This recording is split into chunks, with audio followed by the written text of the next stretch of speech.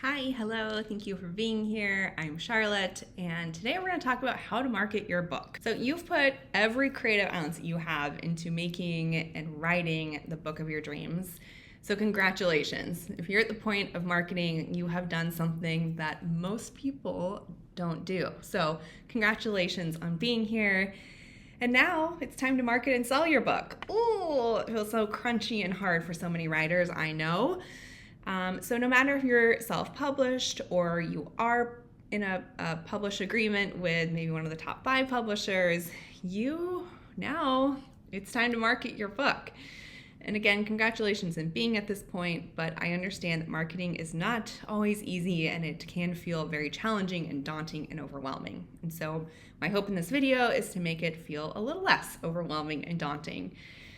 And so the challenge, I think, with many writers is that many of us are introverts and would rather kind of hide behind our book cover than be in front of our book cover. But there are some key things that we can really focus on to make marketing easier. Prior to starting Her Narrative, I actually had almost a 12-year career in marketing, both in corporate and startups. And so one of the things that's so key about marketing is that marketing is actually storytelling. That is usually what makes a difference. In my experience, the more connection you can have with your audience, the better you're going to be able to sell your book. And so I could talk about marketing until the cows come home. And so as I am sharing tips, please comment below if you would like me to go more in depth in any of these areas. I can also make a series of videos from this. And so what I wanted to do here today was actually talk about my top 6 tips for getting started with marketing your book. And so the first tip is to really reframe what marketing is. Again, I know marketing can feel so overwhelming. There are literally thousands of activities that fit under the umbrella of marketing, from PR to social media to email marketing to paid ads. There's blogging. There's so many different activities that fit under the umbrella of marketing. And so I want you to, before getting into the tactical different platforms and the different ways of doing marketing, I really want us to take a step back and really think about why we're doing what we're doing. And so when we can reframe what marketing is, because we're writers, we know that stories connect us. It's why we love reading. It's like why we like writing stories. That stories become a point of connection. And so when you boil marketing down, that's exactly what marketing is as well. We are creating a story, creating a narrative that connects people and draws people to us. So this is the same. Marketing, writing, it's very similar. It's just that marketing is done in a much shorter format, and it can often, feel like you're just talking nonstop about your book, which that's part of the process, I'm afraid. So one, I just want you to really think about how marketing is also storytelling. It's just done in a different format. Okay, so now that we've kind of really thought about marketing as being a way to draw in people who are going to want to read our story, my second tip is, who do you want to read your book? So this is really thinking about who are your ideal readers. You might hear people talk about who's your target audience, jargon like that. Ultimately, the question is, who do you want to read your book? So thinking about kind of what do they love? Where are they finding books they want to read? Within your genre, why do they love that genre? Where do they share the books they love? Are they in Facebook groups? Are they on Book Talk? Are they in book clubs? Are they on Goodreads? Just start to think about how you can put yourself in the shoes of the reader. And you can think about this too at the books that you read. How do you discover new books? Who are you paying attention to who's talking about books? Where are your go-to resources? And so the more that you can really get into the head of your reader, the easier it will be to connect with them either in person or online. So my third tip is to really know your story as an author.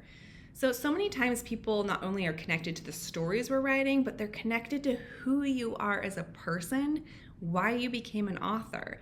And so when we can really get clear on that story that we're telling about ourselves and what drew us to write this book, that can be a point of connection before people even read the book that really inspires them to purchase that book. So again, this might be referred to as kind of building your author platform, but really kind of what is most important to you and why are you here sharing the story and why the story now? The more that you can kind of define some of these questions I'm going to share with you in just a moment, the more you're going to be able to show up and speak from that place versus the here's my book, please buy it. But by sharing more about yourself, peeling back the curtain maybe a little bit on your writing process, those are all points of connection that are going to hook people in to be like, you know what, that's so cool. I didn't know that was part of her process, or I didn't know they researched this, or I didn't know they went to the same university as me, and I would love to buy this book. So here's a few questions to kind of ask yourself to think about how you might be able to craft and tell your story as an author. So how did you become an author? Kind of, was this a lifelong passion? Were you inspired by something that happened in your life? What's that moment that you decided that this is the thing I want to do? And so why did you write the story that you're writing? So why this story, and why now? So what was your writing process like? Being able to, again, answer some of these questions will help you kind of source different areas that you can talk about yourself in your process of writing the book without directly saying, hey, buy my book. Get people involved in the process. People love to know how things worked, how things are made. So the more that you can share in that process, the more you're going to be able to build those points of connection that really draw people in to be motivated to then buy your book. So the fourth tip is that you're gonna have to talk some and then talk even more. We are in a day and age where technology has been moving so fast and there's so much content on the internet specifically, and we have definitely seen our attention spans, and there's been studies on this, that it's just shrinking so much.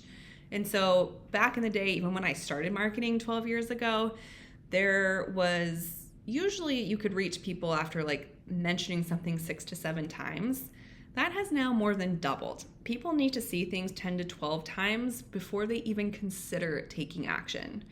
I know, it's frustrating, it's tough, it's challenging, but if you are anything like me and just existing in this world, there are constantly messages coming at us. And so one of the things that's going to get a little bit exhausting and we have to be able to pace ourselves at is knowing that people do need to hear things 10 to 12 times, maybe more, to really get the information they need and the awareness around your book and it being available to purchase before they're going to actually take that action. And so it's going to feel super tedious. You're going to be talking about your book a lot. You're going to feel like maybe you're annoying people by constantly talking about your book, but let me tell you, you are not.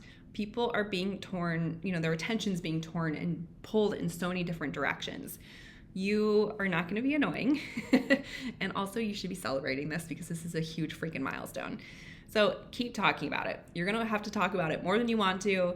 But again, when you can pull on not only your story in the process of writing your book and talking about the book, you have different avenues that you can approach and talk about your story. So my fifth tip for marketing your book is to only engage in the tactics that you feel like you feel good about engaging with.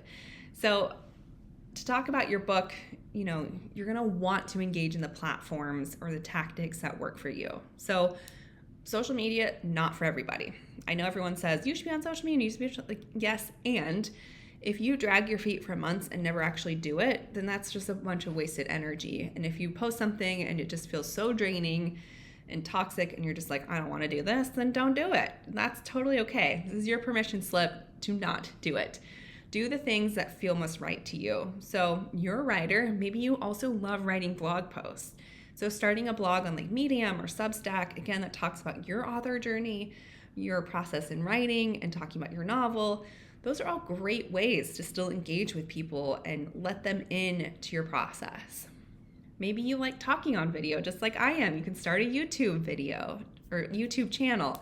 This is a great way of also connecting with people. Or maybe you like talking but not necessarily showing your face, and there are tons of podcasts that are always looking for guests. So spend some time really thinking about what feels most doable for you and what is something that you can do consistently.